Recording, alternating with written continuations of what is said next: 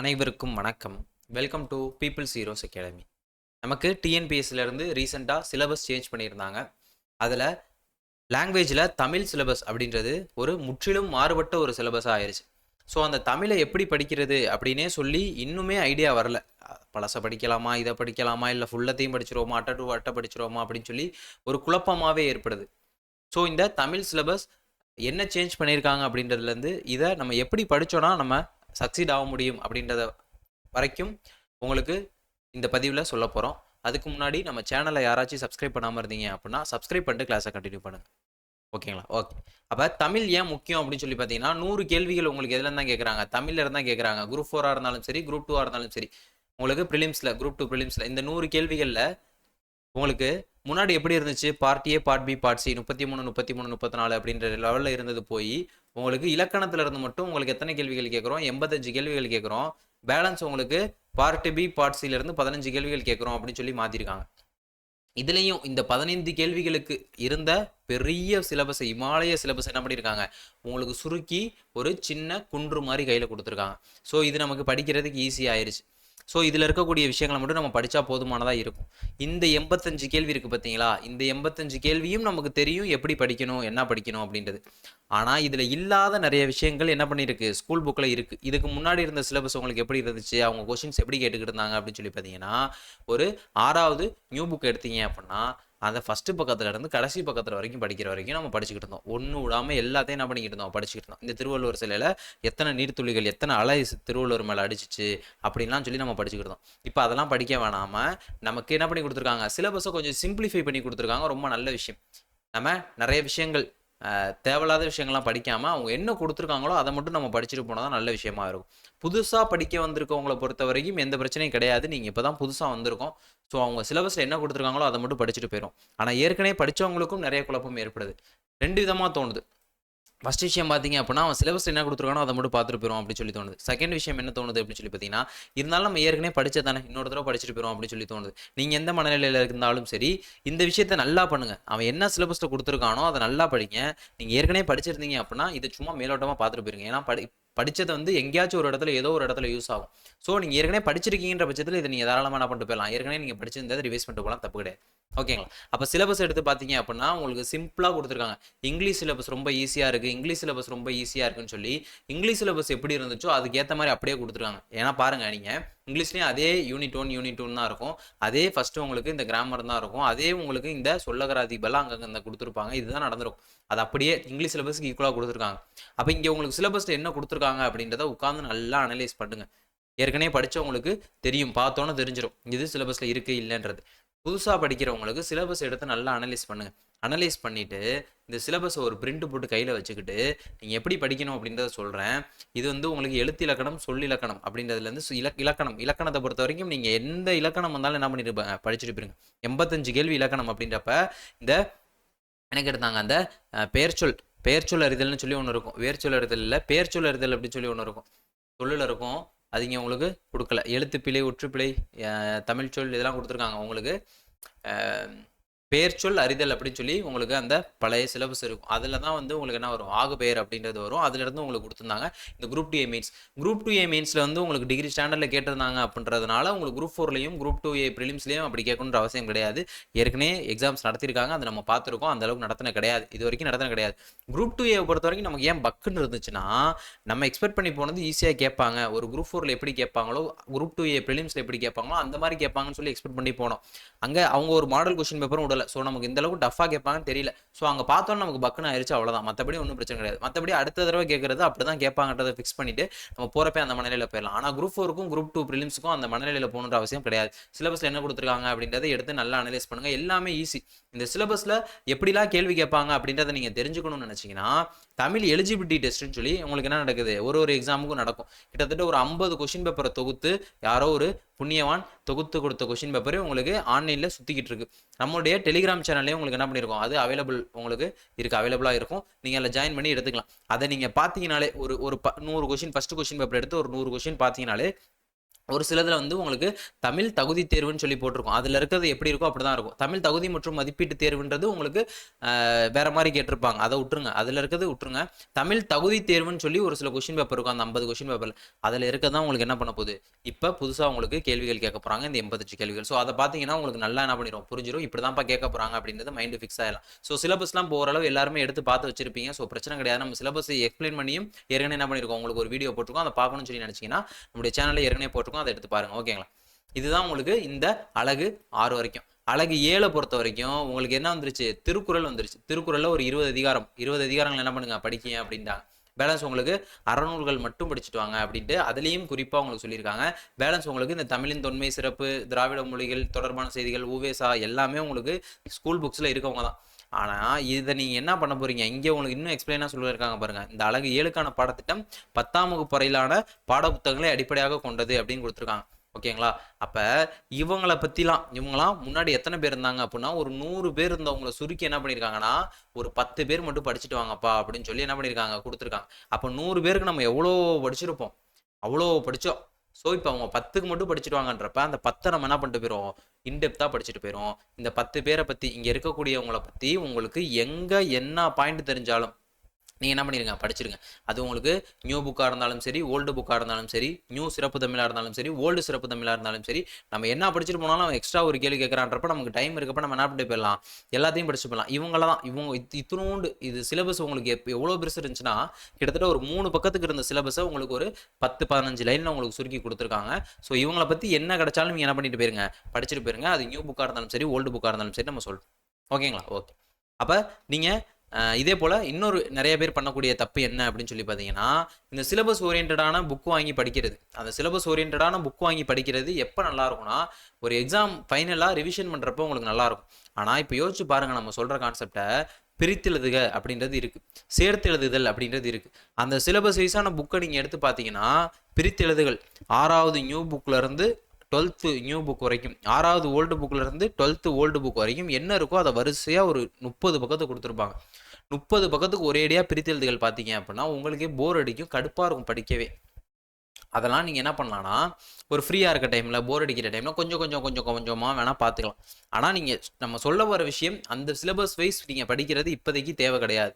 அது உங்களுக்கு ஃபைனலாக ரிவிஷனுக்கோ ஒரு எக்ஸாம் நோட்டிஃபிகேஷன் வந்தோன்னா நீங்கள் சிலபஸ் ஃபுல்லாக ஒரு தடவை கம்ப்ளீட் பண்ணதுக்கப்புறமோ கூட நீங்கள் வாங்கி பார்த்துக்கலாம். இப்போதைக்கு அது தேவை கிடையாது. புரியுதுங்களா உங்களுக்கு? இந்த பிரித்தெழுது, சேர்த்தெழுது, அறிஞ்சொர் பொருள், சந்திப்பிலை இதெல்லாம் அங்கங்கே கொஞ்சம் படிச்சோன்னா தான் நல்லாயிருக்கும். ஒட்டு மொத்தமாக உட்காந்தோன்னா நம்ம உட்காந்துரும். இந்த நகர வேறுபாடுகள் மட்டும் ஒரு 40 இருக்கும், நகர வேறுபாடு ஒரு 40 இருக்கும், ரகர வேறுபாடு அவ்வளோ இருக்கும். ஓரத்து மொழி நன்னூலாரே 42 தான் கொடுத்துருக்காரு. கவர்மெண்ட் சிலபஸ், கவர்மெண்ட்டில் போட்ட மெட்டீரியலாக உங்களுக்கு எத்தனை கொடுத்துருக்காங்க, ஓரெழுத்து ஒரு மொழி 62 கொடுத்துருக்காங்க. அப்போ அந்த 62 ஓரெழுத்து ஒரு மொழியை நம்ம உட்காந்து முக்கி படிச்சோன்னா நமக்கு என்ன ஆயிரும், கடுப்பாயிரும். ஸோ ஸ்கூல் புக் வைஸ் போங்க, உங்களுக்கு எப்படி ஈஸியாக இருக்குன்றதை மட்டும் நம்ம பாருங்கள். அப்போ எப்படி படிக்கணும் அப்படின்றத எடுத்தீங்கன்னா எல்லாருமே கண்டிப்பாக என்ன பண்ணிப்பீங்க, ஸ்கூல் புக் வைஸ் போகணுன்றதுல கரெக்டாக இருப்பீங்க. அப்போ 6வது ஸ்கூல் புக்கில் ஃபஸ்ட்டு டைம் எடுக்கிறீங்க. இப்போ எப்படி சும்மா படிக்கணும் அப்படின்றத சொல்கிறோன்னா, இப்போ ஃபஸ்ட்டு இதை எடுத்துட்டு பார்க்குறீங்க, ஒரு பாடல் கொடுத்துருக்காங்க, இதில் உங்களுக்கு பாரதிதாசன் கொடுத்துருக்காங்க. அப்போ பாரதிதாசன் சிலபஸில் இருக்காரா அப்படின்னு சொல்லி பார்க்குறீங்க. பாரதிதாசன் என்ன பண்ணுறாரு, உங்களுக்கு சிலபஸில் இருக்காரு. பாரதிதாசன் இருந்தார், பாரதிதாசன் உங்களுக்கு சிலபஸில் இருக்காரு. பாவேந்தர் இருக்காரா, பாவேந்தர் பாரதிதாசன் சிலபஸில் இருக்காரு. அப்போ அவர் என்ன பண்ணிட்டு போறீங்க, இந்த லெசனை படிச்சுட்டு போறீங்க. புரியுதா உங்களுக்கு? இந்த பாடல் பெருசாக படிக்க தேவையில்ல. இந்த ஃபர்ஸ்ட் லைன் இது இப்படி பாடினவர் யாரு அப்படின்னு சொல்லி கேட்கலாம். அதாவது முன்னாடி எப்படி இருந்துச்சு அப்படின்னா, உங்களுக்கு தொடர்பும் அறிதல்னே ஒன்று கொடுப்பாங்க. சம்மந்தமே இல்லாமல் யாரோ ஒருத்தர் ஏதோ ஒன்று சொல்லியிருப்பாரு, அதை கொடுத்து இதை சொன்னது யாருன்னு சொல்லி கேட்பாங்க. இப்போ உங்களுக்கு என்ன பண்ணியிருக்காங்க, இவங்களை மட்டும் படிங்கன்னு சொல்லியிருக்காங்க. ஸோ இவங்க சார்ந்து ஏதாச்சும் ஒரு கூற்றுகள் இருந்துச்சு அப்படின்னா அதை நீங்கள் படிச்சுட்டு போகிறது பெட்டரான ஒரு விஷயமா இருக்கும். புரியுதுங்களா உங்களுக்கு? ஓகே. அப்போ இது நீங்கள் படிச்சிட்டீங்க, சிலபஸில் இருக்குது அப்படின்றதுனால. அடுத்து இந்த சொல்லும் பொருளும் அப்படின்றது இருக்குது பார்த்தீங்களா, அறிஞ்சோர் பொருள் அப்படின்னு சொல்லும். இது உங்களுக்கு அந்த பாடம் சிலபஸில் இருந்தாலும் சரி, சிலபஸில் இல்லைனாலும் சரி, நீங்கள் படிச்சுட்டு போயிருங்க. ஏன், உங்களுக்கு என்ன இருக்கு, அறிஞ்சோர் பொருள், சொல்லும் தொடர்பும் பொருளும் அறிதல் அப்படின்னே சொல்லி உங்களுக்கு என்ன பண்ணியிருக்காங்க, சிலபஸில் கொடுத்துருக்காங்க. ஸோ இதை பொறுத்த வரைக்கும் அப்போ நீங்கள் பாரதிதாசன் அப்படின்றது சிலபஸில் இருக்காரு. ஸோ பாரதிதாசனை பற்றி படிச்சிருவீங்க. சிலபஸில் இருந்தாலும் இல்லைனாலும் இந்த சொல்லும் பொருளும் பிரித்து எழுதுக, சேர்த்து எழுதுக, இலக்கண குறிப்பு இது எல்லாத்தையுமே இருந்தாலும் சரி இல்லைனாலும் சரி படிச்சுட்டு போயிருங்க. இதுதான் ஃபர்ஸ்ட் லெசனை பொறுத்த வரைக்கும். அப்போ சிலபஸில் இருக்காரு, படிச்சிட்டோம். அடுத்து இவரெல்லாம் இதுக்கப்புறம் தேவையே கிடையாது. காசி ஆனந்தன் எங்கேயும் உங்களுக்கு சிலபஸில் கிடையாது. அடுத்து பார்த்தீங்கன்னா உங்களுக்கு இதுதான் உங்களுக்கு சிலபஸே. நல்லா பார்த்தீங்கன்னா உங்களுக்கு புக் பேக் கொஷின்ஸ் அப்படியே இருக்கும், சிலபஸ் மாதிரியே. எடுத்து பாருங்க, உங்களுக்கு இந்த ஏற்றத்தாழ்வற்ற சமூகம் அமைய வேண்டும். ஏதோ ஒரு வார்த்தையை உங்களுக்கு கொடுத்துட்டு என்ன பண்ணுவாங்க, டேஷ் கொடுத்துட்டு அதில் உங்களுக்கு ஃபில் பண்ண சொல்லுவாங்க. 4 ஆப்ஷன் ஈஸியாக போட்டு போயிடலாம். அதே போல் பிரித்து எழுதுக, நிலவு கூட்டல் என்று நிலவென்றுன்னு போடும். சேர்த்து எழுதுக ஸ்கூல் புக்கில் எங்கேயும் கிடையாது. நீங்களா படிச்சுக்கிட்டீங்கன்னா நிலவென்று அப்படின்றத உங்களுக்கு பிரித்து எழுத கூட சொல்லலாம், சேர்த்தது சொல்லலாம். நிலவு கூட்டல் என்றுன்னு கொடுத்து உங்களுக்கு சேர்த்த சொல்லுவாங்க, நிலவென்றுன்னு போடலாம். அதே போல் தமிழ் கூட்டல் எங்கள், தமிழெங்கள், அமுதென்று, அமுது கூட்டல் என்று அப்படின்னு சொல்லி பிரிச்சலாம். செம்பயிர், செம்மை கூட்டல் பயிர், இதெல்லாம் தான் உங்களுக்கு சிலபஸ். புரியுதுங்களா உங்களுக்கு? அடுத்து போல் இந்த பொறுத்துக்கமையும் வேணும்னா தேவைப்பட்டா படிச்சுக்கலாம். இப்போதைக்கு எனக்கு என்னை கேட்டால் இது வந்து தேவையில்லை அப்படின்ற ஒரு விஷயம் தான். ஒருவேளை பாரதிதாசன் சிலபஸில் இருக்காரு அப்படின்றதுனால பாரதிதாசன் எதை எதோடு பொருத்துகிறார் அப்படின்னு சொல்லி, எதற்கு எதை கூறுகிறார் அப்படின்னு சொல்லி கேட்கலாம். ஸோ அதை நீங்கள் படிச்சுட்டு போயிடலாம். ஓகேங்களா? அப்போ இருக்கக்கூடிய லெசன் சிலபஸில் இருக்காங்க அப்படின்னா நீங்கள் என்ன பண்ணிட்டு போயிடலாம், எல்லாத்தையுமே படிச்சுட்டு போயிடலாம். அந்த லெசனில் இருக்கக்கூடிய எல்லா விஷயத்தையும் நீங்கள் என்ன பண்ணிட்டு போயிடலாம், படிச்சுட்டு போயிடலாம். சிலபஸில் இல்லை அப்படின்ற பட்சத்தில் உங்களுக்கு சிலபஸில் எது தேவைப்படுமோ அதை மட்டும் படிச்சுட்டு போகணும். ஆக மொத்தம் நீங்கள் சிலபஸில் என்ன இருக்கோ அதை மட்டும் படிச்சா போதும். இது ஏய்பு சொற்கள். அப்போ இலக்கணம் சிலபஸில் இருக்குது, நீங்கள் என்ன பண்ணிட்டு போகணும், படிச்சுட்டு போகலாம். அடுத்து இந்த தமிழ் கும்மி, பாவலரேறு பெருஞ்சித்தனார் சிலபஸ்ல இருக்காரா, இருக்காரு. அப்ப கண்டிப்பா உள்ள ஏதோ ஒரு லைனை கொடுத்து உங்களுக்கு என்ன பண்ணலாம், இதை பாடினவர் யாருன்னு சொல்லி கேட்கலாம். ஸோ பெருஞ்சித்திரனார் அப்படின்றத நீங்க கரெக்டா போகணும். ஸோ சிலபஸ்ல இருக்காரு படிச்சுக்கலாம். சொல்லும் பொருளும் நீங்க இருந்தாலும் இல்லைனாலும் படிச்சுதான் ஆகணும். அதே போல இவரை பத்தி இவருடைய நூல்கள் எல்லாத்தையும் படிச்சுட்டு போயிருங்க. வாணிதாசன் சிலபஸ்ல இல்லை, ஒருவேளை உங்கள் கண்ணுக்கு எங்கேயாச்சும் தென்பட்டாரு அப்படின்னா வாணிதாசன் படிச்சுக்கோங்க. ஓகேங்களா? எனக்கு இது வரைக்கும் தென்படலை. உங்களுக்கு ஒருவேளை தென்பட்டாரு அப்படின்னா நீங்கள் வாணிதாசனை படிச்சுக்கோங்க. ஓகேங்களா? அடுத்து அதே போல தான் இங்கேயும் உங்களுக்கு இதே விஷயம் தான். ஓகேங்களா? அப்போ அதே மாதிரி படிக்கிறீங்க. அடுத்த லெசன் போனீங்க அப்படின்னா அந்த இலக்கணம், இந்த புக் பேக் இருக்கிறது தான். இப்போ அவங்க கேட்க போகிறதே இதுதான். அந்த புக் பேக் இருக்குது, அந்த பழைய புக்கில் இருக்கக்கூடியது மொழித்திறன் ஆழ்வோம் அப்படின்னு சொல்லி கொடுக்குறது, அந்த மாதிரி விஷயங்கள் தான் கேட்க போகிறாங்க. நீங்கள் லெசனை படிக்கிறத விட புக்குக்கு பின்னாடி இருக்கக்கூடிய விஷயங்கள்லாம் கொஞ்சம் கொஞ்சமாக படிச்சுட்டு நீங்கள் கான்செப்ட் வைஸ் ஸ்ட்ராங் ஆகிட்டு போகணும். அதுதான் அவங்க இப்போ நம்மள்ட்ட எக்ஸ்பிளைன் பண்ணிட்டு போகிறது. முன்னாடி இருந்த சிலபஸ் நம்ம மனப்பாடம் கொண்டு போயிட்டு இருக்க மாதிரி சிலபஸாக இருந்துச்சு, பார்ட் பி பார்ட் சிக்கு. இப்போ உங்களுக்கு நீங்கள் கான்செப்ட் வைஸ் ஸ்ட்ராங்காக போகணும் அப்படின்றது ஒன்று தான் இருக்குது. ஓகேங்களா? அடுத்து இது இந்த வளர்தமிழ் அப்படின்றத பொறுத்த வரைக்கும் சிலபஸில் கிடையாது. இந்த பாரதியார்ஸ்லாம் ரொம்ப ஃபேமஸானவர். ஸோ இவரை பற்றி கேட்கறக்கு வாய்ப்பு இருக்குது. ஸோ இவர் சொன்ன விஷயத்தை படிச்சுக்கோங்க. அதே போல் என்று இதுவும் பாரதியார் சொன்னதான் படிச்சுக்கோங்க. ஓகேங்களா? அடுத்து இங்கே பார்த்தீங்க அப்படின்னா இங்கே கொடுத்துருக்காங்க. இதெல்லாம் நமக்கு இப்போ தேவையே கிடையாது. சிலபஸில் இப்போ இருக்கா அப்படின்னு கேட்டால் சிலபஸில் இது என்ன இருக்குது, கிடையாது. சிலபஸில் கிடையாது. முன்னாடி இருந்தது உங்களுக்கு என்ன இருந்துச்சு, தொடர்பும் அறிதல் அப்படின்னு சொல்லி ஓப்பனாக இருக்கும், பார்ட் ஏல இருக்கும். இப்போ அது உங்களுக்கு சிலபஸில் கிடையாது. புரியுதுங்களா? உங்களுக்கு படிக்கணுன்ற அவசியம் கிடையாது. ஒருவேளை உங்களுக்கு படிக்கணும்னு தோணுச்சு, இந்த பாக்ஸ் கண்டென்ட் இருக்குது அப்படின்னு சொல்லி தோணுச்சு அப்படின்னா பாக்ஸ் கண்டென்ட் அப்படின்ற பட்சத்தில் வேணால் இதை என்ன பண்ணிட்டு போகலாம், படிச்சுட்டு போகலாம். ஓகேங்களா? அதே போல் அப்போ இங்கே என்ன கேட்பாங்க அப்படின்னு சொல்லி கேட்டிங்கன்னா, அக்ரிணை பிரித்தில் தான் சொல்லலாம். அல் கூட்டல் திணை, அல் கூட்டல் திணைனா என்ன அர்த்தம், அக்ரிணைனா என்ன அர்த்தம்னு கேட்கலாம். பாகற்காய் எப்படி பிரித்ததுன்னு சொல்லி கேட்கலாம். அதே போல் இது உங்களுக்கு கேட்கலாம். இதெல்லாம் உங்களுக்கு என்னதான், உங்களுக்கு இலக்கணம், இளமை பேரறிதல் அப்படின்றது ஒன்று கொடுத்துருப்பாங்க. ஸோ அதில் உங்களுக்கு வரும். அதே போல் இதெல்லாம் வந்து படிக்கிற கடுப்பாக இருக்கும், முன்னாடி படிக்க மாட்டோம் பெருசாக. ஆனால் இப்போ இதுக்கு நீங்கள் இம்பார்ட்டன்ஸ் கொடுத்து படிக்கணும். அப்போ மா என்னும் சொல்லில் பொருந்தாதது எது அப்படின்னு சொல்லி இங்கே இருக்கக்கூடியதில் ஏதோ ஒரு 3 கொடுத்துட்டு பொருந்தாத ஒன்று கொடுத்துட்டு நீங்கள் உங்களுக்கு பொருந்தாத ஒன்றை கண்டுபிடிக்க சொல்லலாம். அப்போ இந்த மாதிரி இந்த சிலபஸுக்கு பொருந்துற மாதிரி நீங்கள் படிக்கணும். இதுவும் உங்களுக்கு என்னதான், உங்களுக்கு இளமை பேர்களில் வரலாம். அந்த மாதிரி நீங்கள் என்ன பண்ணிட்டு போயிடலாம், படிச்சுட்டு போகலாம். இளமை பேர்கள் இல்லாமல் உங்களுக்கு அந்த இது வந்து உங்களுக்கு கேட்குறக்கான வாய்ப்புகள் இருக்குது. புரியுதுங்களா உங்களுக்கு? அப்போ இந்த மாதிரி விஷயங்கள் நீங்கள் படிச்சுட்டு போயிடலாம். ஓகேங்களா? அப்போ இலக்கணம் ஓரியன்டாக நீங்கள் என்னென்ன படிக்கணுமோ அதை படிக்கணும். இது நீங்கள் கண்டிப்பாக படிக்கணும். சும்மா உங்களுக்கு ஒரு இதை எடுத்து உங்களுக்கு சொல்லி காட்டுறோம், ஒரு எடுத்து உங்களுக்கு சொல்லி காட்டுறோம். இப்போ இது தேவை கிடையாது அந்த மாதிரி. அப்போ இந்த புக் பேக் கொஸ்டின்ஸ், சீரிழமை எப்படி பிரிக்கலாம் அப்படின்னா சீர்கூட்டல் இளமைன்னு சொல்லி ரொம்ப நாளாக சொல்லிட்டு இருந்தோம். சீர்மை கூட்டல் இளமை தான் சரியான பதில். அந்த சீர்கூட்டல் இளமை அப்படின்றதும் ஒரு விதத்தில் சரியாக வருது அப்படின்றதுனால அதை என்ன பண்ணிட்டாங்க, புக்கில் ஆப்ஷனை விட்டே தூக்கிட்டாங்க. ஓகேங்களா? ஓகே. அப்போ இந்த மாதிரி சொற்றொடர்கள் அமைச்சு எழுதுறது, இந்த மாதிரி விஷயங்கள்லாம் நீங்கள் படிச்சுட்டு பேசிக்காக நீங்கள் லாங்குவேஜில் ஸ்ட்ராங் ஆகிட்டு போகணும். அதுதான் உங்களுக்கு விஷயம். உங்களுக்கு 6th புக்கை படிக்கிற வரைக்கும் உங்களுக்கு ஈஸியாக இருக்கும். இதெல்லாம் உங்களுக்கு நம்ம சொன்ன மாதிரி தொடர்பும் அறிதலில் இருக்கும். இப்போ உங்களுக்கு பெருசாக அது உங்களுக்கு சிலபஸில் கிடையாது. அப்போ நீங்கள் சிலபஸை ஸ்ட்ராங்காக புரிஞ்சுட்டு போகணும். அப்போ இலக்கணத்தை நீங்கள் நல்லா என்ன பண்ணிட்டு போகணும், படிச்சுட்டு போகணும். இலக்கணம் தான் உங்களுக்கு முழுக்க இருக்குது அப்படின்றப்ப இலக்கணத்தை நீங்கள் நல்லா படிச்சுட்டு போகணும். புரியுதுங்களா உங்களுக்கு? இது உங்களுக்கு சொல்ல வந்த விஷயம். இப்படி தான் நீங்கள் படிக்கணும். அதை விட்டுட்டு ஒரேடியாக உட்காந்து அறிஞர் பொருளில் இருக்கக்கூடிய 1000 அறிஞர் பொருள் இருக்கும், 1,00,000 கலைச்சொற்கள் இருக்கும். இந்த கலைச்சொற்கள் ரொம்ப ரொம்ப முக்கியம். இங்கிலீஷில் கொடுத்து தமிழில் கேட்குறது ரொம்ப ரொம்ப முக்கியம். ஸ்கூல் புக்ஸில் உங்களுக்கு நிறையா இருக்குது. 6th to 12th நியூ புக்லேயும் நிறையா இருக்குது, ஓல்டு புக்லேயும் நிறையா இருக்குது. அது எல்லாத்தையும் நீங்கள் படிச்சிங்கனாலே போதும். எதையும் மிஸ் பண்ணாமல், ஒரு சில லெசன்ஸுக்கு நடுவில் உங்களுக்கு என்ன பண்ணியிருப்பாங்க, இல்லை உள்ள ஒரு விஷயத்தை நடுவில் ப்ராக்கெட் போட்டு கொடுத்துருப்பாங்க. அங்கே உங்களுக்கு அந்த தமிழ் வார்த்தைக்கான இங்கிலீஷ் வார்த்தை, இல்லை இங்கிலீஷ் வார்த்தைக்கான தமிழ் வார்த்தை கொடுத்துருப்பாங்க. ஸோ அந்த அளவுக்கு நீங்கள் படிச்சுட்டு போனீங்க அப்படின்னா அந்த கலைச்சொற்கள் இருந்து கிட்டத்தட்ட எத்தனை கேள்வி கேட்க போகிறாங்க, 15 கேள்வி. கலைச்சொற்கள்னு சொல்கிறத விட உங்களுக்கு அந்த இங்கிலீஷில் கொடுத்து அதை தமிழில் டிரான்ஸ்லேஷன் பண்ணக்கூடிய அந்த வார்த்தைகள்லேருந்து உங்களுக்கு 15 கேள்வி கேட்க போகிறாங்க. ஸோ இதை நீங்கள் படிக்கணும் அப்படின்னா என்ன பண்ணணும், உங்களுக்கு இந்த மாரி ஒரு ஒரு ஒரு வார்த்தையும் விடாம எல்லா விஷயத்தையுமே நீங்க முக்கியமா குடுத்து படிச்சுட்டு போற மாரி இருக்கும். புரியுதுங்களா உங்களுக்கு? அப்ப இந்த மாரி படிச்சா போதும். வேற விஷயங்கள் ஏதாச்சும் இருக்கா அப்படின்னு சொல்லி கேட்டீங்கன்னா, அடுத்து நீங்க இந்த ஓல்டு புக் ஓல்டு 11த், 12த் எடுக்குறீங்க அப்படின்னா, இப்ப எக்ஸாம்பிள் உங்களுக்கு இத வச்சே சொல்லுவோமே. உங்களுக்கு இது சிலபஸ்ல இருக்கா? புறநானூறு சிலபஸ்ல இருக்கா? அப்படின்னு சொல்லி கேட்டீங்கன்னா, புறநானூறு சிலபஸ்ல கிடையாது. அகநானூறு இருக்கா? அப்படின்னு கேட்டா தமிழ் சிலபஸ்ல கிடையாது. ஐங்குறுநூறு இருக்கான்னு கேட்டா சிலபஸ்ல கிடையாது. ஆனா உங்களுக்கு இங்க என்ன இருக்கும்? அறிஞ்சொரு பொருள் இருக்கும். பிரித்து எழுதுக இருக்கும். இலக்கண குறிப்பு இருக்கும். அத நீங்க என்ன பண்ணிறக்கூடாது? விட்டுட்டு போயிறக்கூடாது. புரியுதா நம்ம சொல்றது?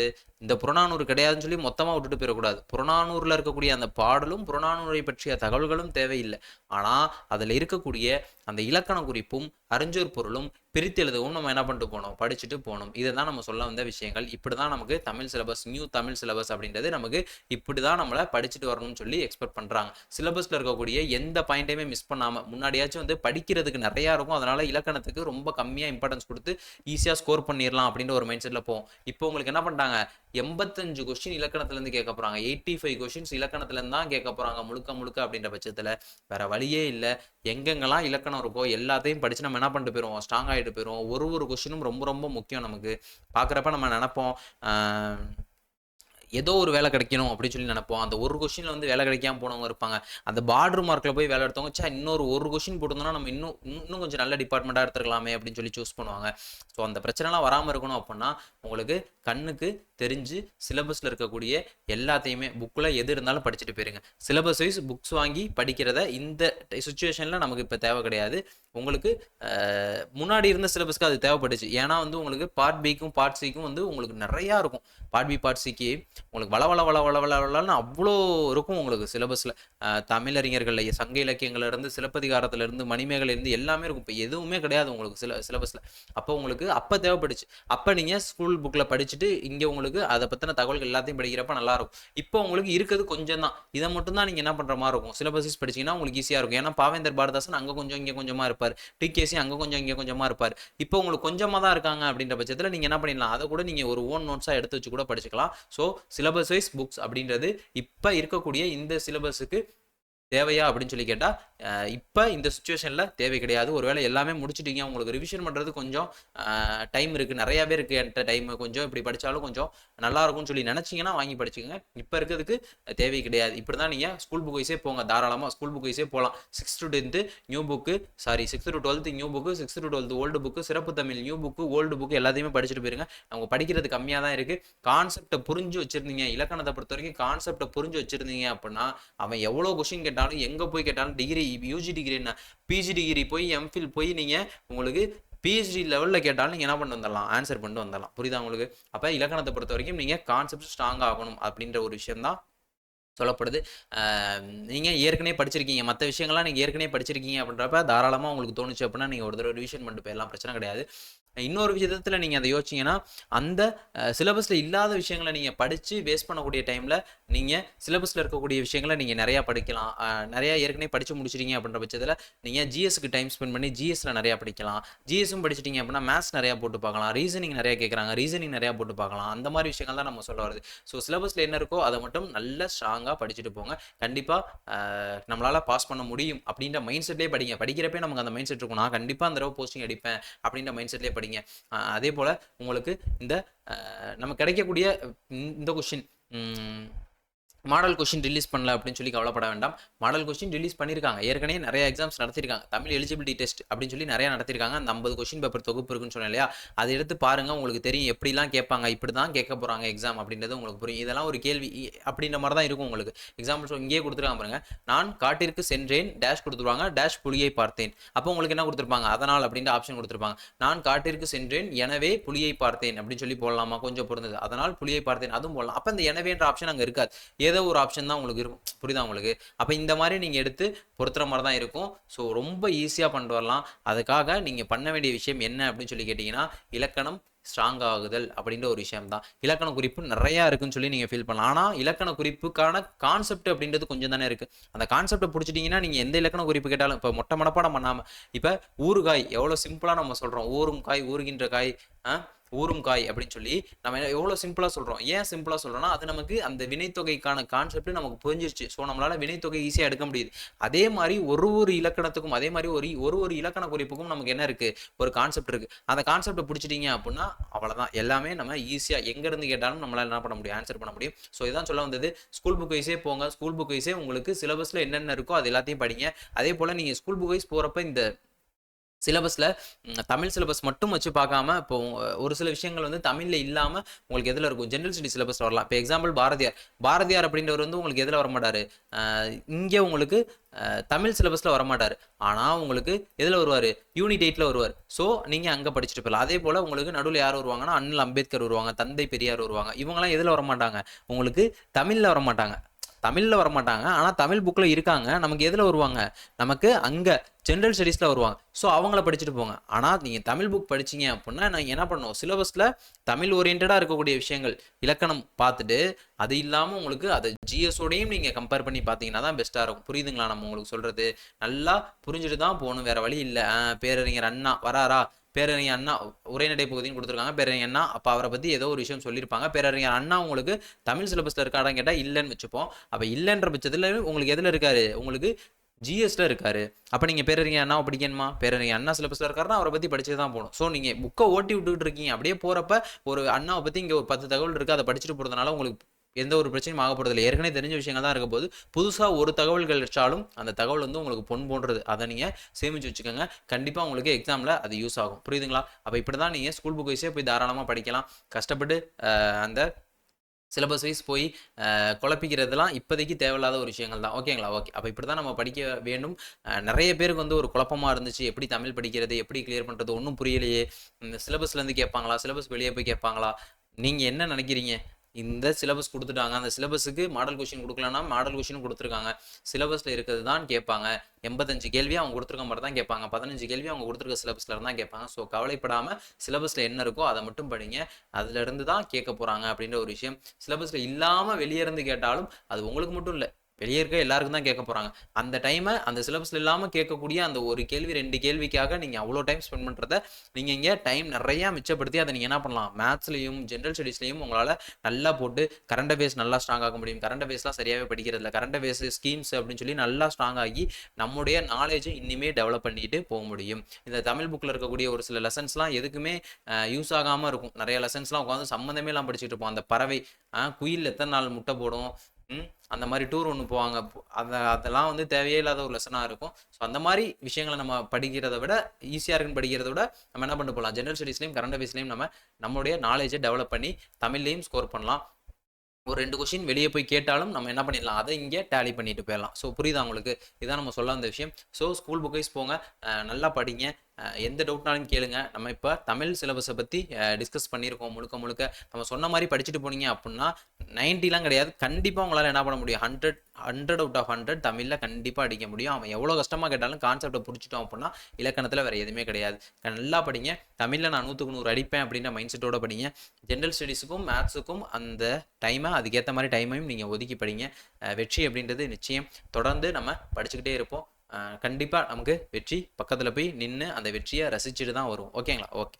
எந்த டவுட்டாக இருந்தாலும் கேளுங்க. இப்போ தமிழ் பார்த்துருக்கோம், அதே போல் நம்ம வரக்கூடிய வகுப்புகளில் ஜென்ரல் ஸ்டடீஸ் பற்றியும் எப்படி படிப்போம் அப்படின்றத பார்ப்போம். நம்ம இதே போல் இன்னொரு வகுப்பில் சந்திப்போம். இந்த கிளாஸ் பிடிச்சிருக்கும்னு சொல்லி நம்புறேன். பிடிச்சிருந்துச்சு அப்படின்னா மறக்காமல் நம்ம சேனலை சப்ஸ்கிரைப் பண்ணிக்கோங்க. நன்றி, வணக்கம்.